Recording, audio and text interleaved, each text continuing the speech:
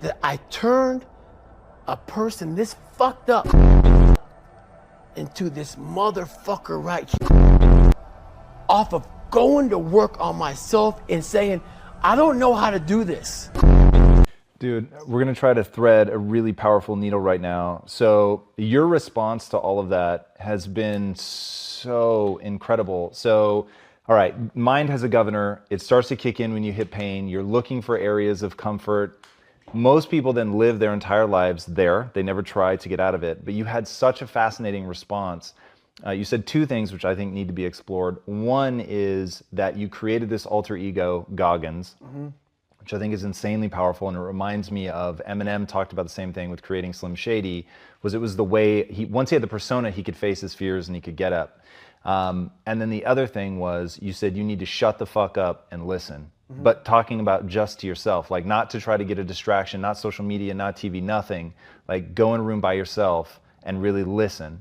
How do those two things, the creation of the alter ego and that listening to the sort of dark, hateful things that you're probably saying to yourself, how do those work together? So a lot of people can live with themselves. That's the first thing. A lot of people can live with themselves, look in the mirror and say, I'm okay with being afraid. I'm okay with going on this easy highway over here. The easy highway has all these fucking signs and shit, directions, how to get somewhere. And you have to first be uncomfortable with how you feel about yourself. With that voice that a lot of us like to run away from. We all have it. We all have that voice that's saying, hey man, you know, you're kind of wimping out right now. You're kind of being a little punk right now. But a lot of us say, okay, that's okay. It's okay to tell these little white lies to ourselves. So we first have to face the real you. The real me is David Goggins. The real me is the guy looking at you right now saying, I don't want to fucking be on this show right now because I used to stutter as a kid. And I'm afraid of that. I'm afraid that here in a second, I'm going to start fucking stammering and stuttering and the whole world's going to know that I have all these issues. But that's when I see right now, okay, Goggins, you got to go on this fucking show. That's Goggins. Goggins is saying, okay, David Goggins, you're a punk. Life made you this way. We can't live like this. We can't live in fear. We can't live in judgment. We can't be afraid of what the fuck people right now are looking at me saying about me. We cannot be afraid of that. That's Goggins. Goggins saying, fuck all of you who don't like me, who don't want to, and that person then comes in. But you have to be David Goggins and say, man, I'm afraid of this. I'm fucked up here. Life made me this way here. I stutter. I have these issues with reading and writing, and I'm fat and I'm insecure. You have to face that in that dark room. In that dark room is who you are. But in that dark room is where you have to create another human being that walks out of that dark room to face who you are. That's the only way you're going to get over all those things. You have to create someone else. Not like you have two different personalities. It is you. But you have to find strength in that visualization of almost me cracking out Goggins, like almost like that Superman cape, like I'm coming out a different person, a person that doesn't give a fuck about anything, who doesn't care about being judged, who knows I'm weak, who knows I'm afraid, who says, whatever you think about me, take it, whatever, I'm here. That's Goggins. In the dark room, you face yourself, you realize you want to be better, you realize you don't want to be this weak, insecure person in the world who has all these problems that we all have. We all have. Social media is a great platform to tell you who we want to be, not who we are. So that's where that dark room is.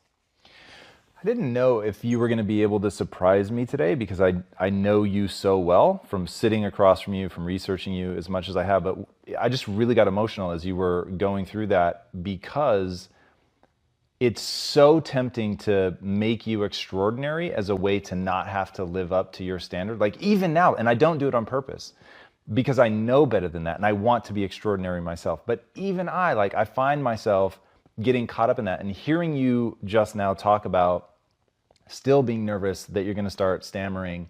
Like if people really hear that you're the way that you are now, not because you pretend like you don't have those things, but because you face them so fully and that you're able to like look at that, be accountable and talk so raw to yourself, like, dude, that's when like, again, I have the fucking chills because when you think about what you're what any of us are going to be able to achieve in our lives, it's because we finally get willing to look in the mirror and say, you're dumb, you're fat. And I know right now people are freaking out when they hear me say that. But talk to me about raw talk. Talk to me about how you started talking to yourself in the mirror, because if they get this, David, like this is the transformational moment. So in my book, I talk about it a lot. It was my junior year in high school, and I fell back a lot. I fell back in this fucking hole of life. The second you think that you've overcome it and you climbed Everest, you're on that last hold, and life will say, not today, motherfucker. And it'll push you down.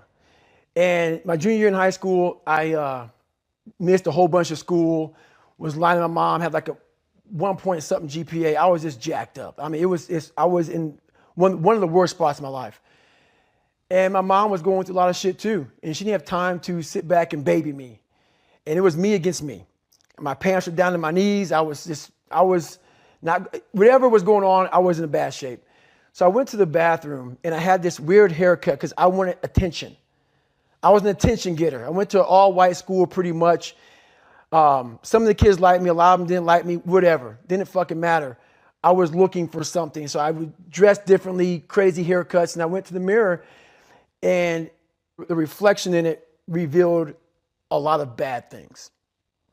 A lot of things that I was hiding behind the saggy pants. And I'm looking at myself in the mirror going like, God, dog, dude, you are something else, man. Like you have created a character. I want to be at the cool guy table, and whatever I could do to get attention, I did. And it wasn't me. It wasn't who I was inside, but I was scared for anybody to know who I was inside. So in that accountability mirror, I call it, I got real with myself. And I said, you have a third grade reading level, which is hard to admit when you're a junior in high school that you copied on every single thing you did because of fear they're going to put me in a special school. We all know what special means. I'm going to have a title on myself the rest of my life. And being cool, you don't have a title on yourself. So I started cheating.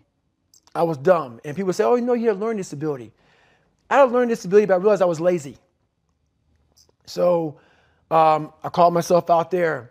I called myself out every which way possible. I didn't call myself out. I was just honest. I was honest. Look at yourself, man. Look at yourself. And it was that day, and a couple of days after that, I just got real with myself. And every day I came home, I called the accountability mirror. What am I going to do today to change what I see in this mirror? What am I going to do today? And a lot of it was I stopped sitting with the cool guys. I actually tucked my shirt in and went to school looking like, hey, man, this is how I'm going to look. If you don't like it, so be it. I had to really wear this layer of skin. I had to develop a really calloused skin on me to take whatever you're going to call me, you're going to call me. Whatever I'm going to be, you know, I wasn't a geek, but whoever I am, you're going to see me. You're going to see me for who I am because I need to change who I'm not. And that accountability mirror just became raw. And when I became fat over the years, because I fell back in the hole, I called myself fat because I was fat. And people don't want to do that. They want to say, oh, don't call yourself fat. Don't call yourself dumb. If you're not real and raw with who the fuck you are, nothing's going to change. And in this nice new world that we live in, we want to hear, you're just a little big. No, man, you might be fat. And it's okay to hear that from yourself and from everybody else. So that's where it started at. And it's raw. It gets ugly sometimes with me in that mirror. But I'm also proud of myself to be able to tell myself that and then fix what's in that mirror. That's what hits me. And that's what I really want people to hear is that you can say those things, A, because they're true, and B, because you can fix them. Right. And your whole life has been about addressing those things. Mm-hmm. So walk us through how in the book do you help people start addressing it? Because that's what I think is so powerful about your book. So the first thing about it is once you realize it, and you have to realize it, you got to call yourself out. Addressing it is very small. It doesn't go from like one morning this way, next morning I wake up and presto, 5 steps to greatness. No, it ain't that, brother. You read my book, this is hard work. It's every day, like right now. I had to be honest with you, man. I'm even shaking right now being on this show. I'm a big time introvert. How you address it is you face it. You face it every day. You face it every single day of your life where you say, okay, like if you're fat, you need to lose weight. It's patience. It's patience in this fact of accepting who you are right now. I'm fat. I don't like myself. Accepting the fact that if you lose 3 or 4 pounds, that's a huge accomplishment. You have to live in your own fucking world. You cannot judge yourself. That's why social media and all these things are horrible. You can't judge yourself off of the so-called competition that we have made up in our mind. The things that, how people look, how people act, how smart someone is.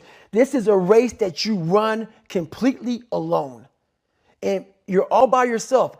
I had tons of sticky notes all over my mirror. It wasn't like be better than John or be as fast as whoever. Okay, David, yesterday you did this. Today, our next goal for the week is this. So I had a year goal, weekly goals, daily goals, hourly goals, and the big goal was I lied a lot growing up. I wanted to be accepted. One goal was, let's go one day without lying. Let's go one day. And then when I would lie to somebody, I would say, hey, man, now I had to go back now and apologize. Say, hey, man, I lied to you. You know how hard it is to go back to somebody and say, I lied to you? Hey, man, you know what? Back there, I lied to you, dude. I was really jacked up. So I figured out these ways of total accountability. Like right now, I had to run this morning before I talked to you. Because why? That's what I'm about. I'm about mind, body, fitness. A lot of folks talk so much shit about, hey, I'm going to change your life. I'm going to do this. I'm going to do that. Are you accountable for what you're doing? Are you accountable? And I mean to the T for what you're saying. I am. And that's where it started. It started with that total accountability of let's not lie today. Let's tell people the truth about who you are. And when you can get on and tell someone, like I'm doing right now, exactly how fucked up you are, that's the goal in life. To put your life on a billboard, on the busiest road, in the busiest highway in the world, and say, this is how fucked up I used to be. Take it or leave it.